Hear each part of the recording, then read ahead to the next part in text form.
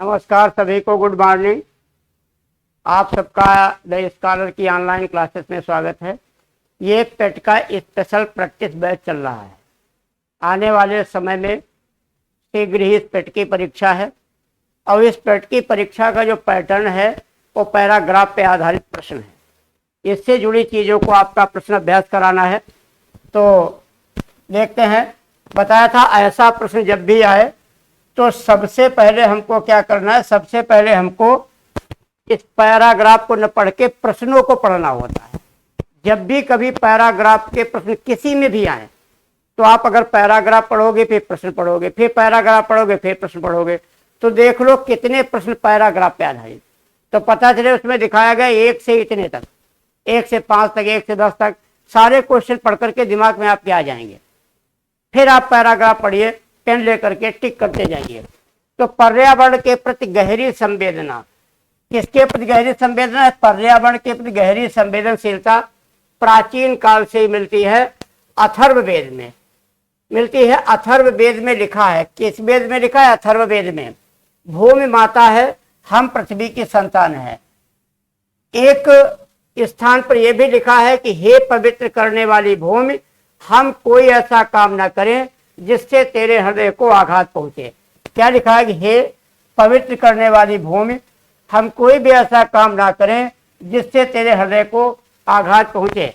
हृदय को आघात पहुंचने का अर्थ है पृथ्वी की पारिस्थितिकी तंत्र के साथ खिलवाड़ करना, पृथ्वी का जो एनवायरनमेंट है उसके साथ छेड़छाड़ करना। हमें प्राकृतिक संसाधनों के अप्राकृतिक और असीमित दोहन से बचना चाहिए। बड़ी ही सुंदर बात है, जो प्राकृतिक संसाधन है उसका प्रयोग अप्राकृतिक तरीके से नहीं होना चाहिए। आज आवश्यकता इस बात की है कि विश्व के तमाम राष्ट्र जलवायु परिवर्तन के गंभीर खतरे को लेकर आपसी मतभेद भुला दें और अपनी अपनी जिम्मेदारी ईमानदारी से निभाएं, ताकि समय रहते सर्वनाश से उबरा जा सके। विश्व विनाश से निपटने के लिए सामूहिक और व्यक्तिगत प्रयासों की जरूरत है। विश्व विनाश से निपटने के लिए सामूहिक और व्यक्तिगत प्रयासों की जरूरत है। इस दिशा में आंदोलन हो रहे हैं। अरण्य रोदन के बदले, एक मुहावरा है, अरण्य रोदन के बदले अरण्य संरक्षण की आवश्यकता है। सचमुच हमें आत्मरक्षा के लिए पृथ्वी की रक्षा करनी ही होगी। भूमि माता है और हम उसकी संतान है, इस कथन को चरितार्थ करना होगा। बड़ा ही सुंदर लेख लिखा गया है वर्तमान परिस्थितियों को देखकर। तो प्रश्न है, हम पृथ्वी की संतान हैं, इसमें हम शब्द से क्या तात्पर्य है? तो हम का मतलब है संसार के सभी लोग, हम सभी नागरिक, एक खास देश के लोग, या हम भारतवासी। तो ABCD में से कौन सा विकल्प सही होना चाहिए? तो हम का मतलब है संसार के सभी लोग। तो संसार के सभी लोगों की जिम्मेदारी है कि पृथ्वी के प्रति जागरूक बने। अगला है, पर्यावरण का संधि विच्छेद क्या होगा? पर प्लस आवरण, पर प्लस यावरण, परि प्लस आवरण या परि प्लस यावरण।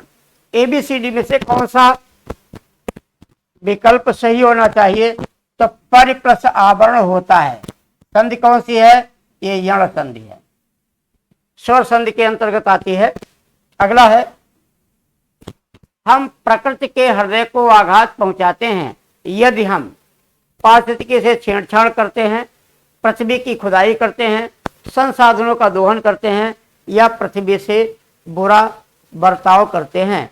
तो पारिस्थितिकी से, एनवायरनमेंट से हम क्या करते हैं? छेड़छाड़ करते हैं। अगला प्रश्न है, सर्वनाश से उबरा जा सके। उबरा का अर्थ क्या होता है? हटा, निपटा या बचा जा सके या तैरा जा सके। तो उबरना का मतलब होता है बचना। सर्वनाश से बचा जा सकता है यदि सामूहिक प्रयास किए जाएं। इसके बाद है, गद्यांश में चरितार्थ करना का उल्लेख है, इसका आशय क्या है? तो यहां लिखा है कि हम इस कथन को चरितार्थ करें कि पृथ्वी मेरी मां है और मैं उसका पुत्र हूं। तो चरितार्थ करना, बहस करना, सिद्ध करना, अपनाना या चरित्र करना, तो सिद्ध करना। सिद्ध करिए कि वाकई आप पृथ्वी की संतान है और पृथ्वी आपकी माता है। अगला प्रश्न है, ये 5 प्रश्न पैराग्राफ पे आधारित थे। गरिमा का विलोम क्या होना चाहिए? महिमा, लघिमा, प्रतिमा या हरितिमा? प्रश्नों का जवाब शीघ्रता से दें, लेकिन पहले बताया था इतनी शीघ्रता से ना दें कि प्रश्न गलत हो जाए, और इतना विलंब भी ना करें कि प्रश्न छूट जाए। तो गरिमा का विलोम जो है लघिमा होता है। ध्यान दीजिएगा, जैसे शब्द होता है लघु, और लघु का विलोम क्या होता है? गुरु। ये लघु से बना है लघिमा, और गुरु से बना है गरिमा। तो गुरु का लघु तो बता देते हैं, लेकिन लघिमा आ जाता है तो थोड़ा बताने में दिक्कत होती है। नेक्स्ट क्वेश्चन है, इनमें से कौन सा शब्द मछली का पर्यायवाची नहीं है? मत्स्य, मीन, सफरी या जलोदरी? तो ध्यान रखिएगा, ये सभी मछली के पर्यायवाची हैं, जलोदरी मछली को नहीं कहते। अगला है शुद्ध वर्तनी वाला, इसमें से शब्द कौन सा है? ये 3 शब्द, आपके 4 शब्द लिखे हैं। ABCD में से कौन सा ऐसा शब्द है जिसकी वर्तनी शुद्ध है या वर्तनी में कोई त्रुटि गलती नहीं है? तो इसमें से कौन सा सही होगा? ध्यान दीजिएगा, B सही होगा, ये सही है। ये होता है अंत प्लस अक्षरी शब्द से बना है, और ये अंत्याक्षरी हो जाता है। अगला प्रश्न है, शुद्ध वर्तनी वाला इसमें शब्द कौन है? परिणति, परिणति, परिणति और परिणति। ABCD में से क्या सही होगा? तो शुद्ध A है, परिणति होता है, बदलाव। परिणति मीन्स बदलाव। फिर आता है, रंगमंच में पर्दे के पीछे का स्थान क्या कहलाता है? जो नाटक होता है, थिएटर होता है, ड्रामा होता है, उसमें पर्दा होता है। ध्यान दीजिएगा, पर्दा को यवनिका कहते हैं। पर्दा क्या होता है? यवनिका होते हैं। और पर्दे के जो दोनों तरफ ऐसे साइड लगे होते हैं, ये जहां पर सूत्रधार खड़ा होता है उसे पार्श्व कहा जाता है। जहां सूत्रधार डायलॉग बताता था पहले, तो पृष्ठभूमि, मंच पृष्ठ, गुहा मंच, नेपथ्य। नेपथ्य बोला जाएगा, पर्दे के पीछे के स्थान को नेपथ्य कहते हैं।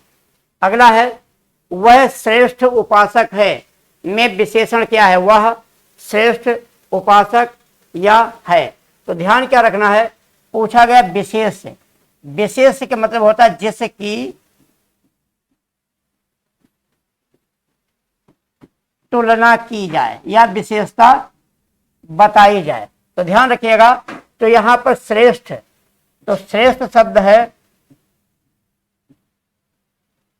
ये विशेषण है, ये तुलना बता रहा है। फिर उपासक, किसकी तुलना है? उपासक की। तो उपासक क्या है? विशेष से है। पूछ क्या रहा?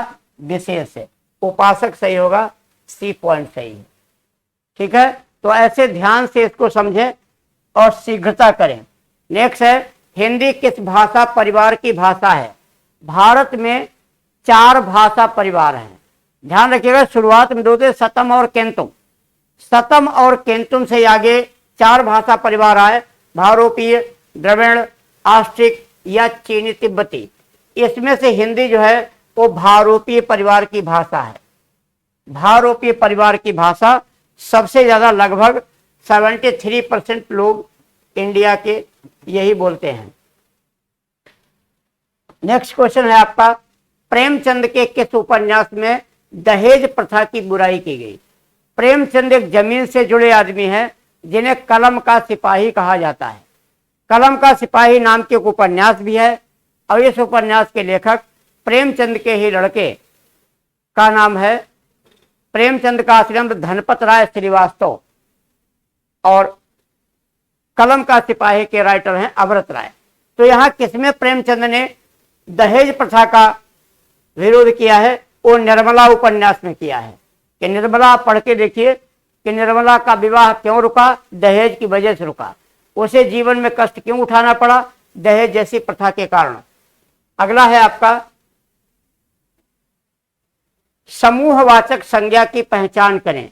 इसमें कौन संज्ञा है? टीम, घी, नदी या राम? जो एक भीड़ एक समूह का बोध कराती है वो संज्ञा है टीम। इससे लगता है एक समूह का बोध हो रहा है। अगला है विद्वान शब्द का स्त्रीलिंग क्या होगा? विद्वानी, विद्वती, विद्युती या विदुषी? तो ध्यान दे लीजिएगा, जो विद्वान है पुल्लिंग का शब्द है, तो पुरुष जो होता है उसे विद्वान कहा जाता है अगर बुद्धिमान है, और स्त्री को क्या कहते हैं? स्त्री को कहा जाता है विदुषी। विद्वान महिला को विदुषी कहा जाता है। प्राचीन काल में या ऋग्वैदिक काल में अपाला, मैत्री, गार्गी, लोपामुद्रा, विश्वावरा बहुत सी विदुषी महिलाएं थी जिन्होंने ऋग्वेद में मंत्र लिखे हैं। तो इतने क्वेश्चन आज हम आपके लिए लेके आए थे। ये कैसे आपको लगे, इनको समझें, पढ़ें, अध्ययन करें, मंथन करें और इस चैनल को सब्सक्राइब करें, वीडियो को लाइक करें, अपने मित्रों दोस्तों को बताएं। टेट की परीक्षा से थोड़ा पहले तक ये हमारे लगातार वीडियोज आते रहेंगे, लगातार क्लासेस होती रहेंगी। आप इसे जुड़ते रहें और अपने भविष्य को उज्जवल बनाएं। नमस्कार, जय हिंद।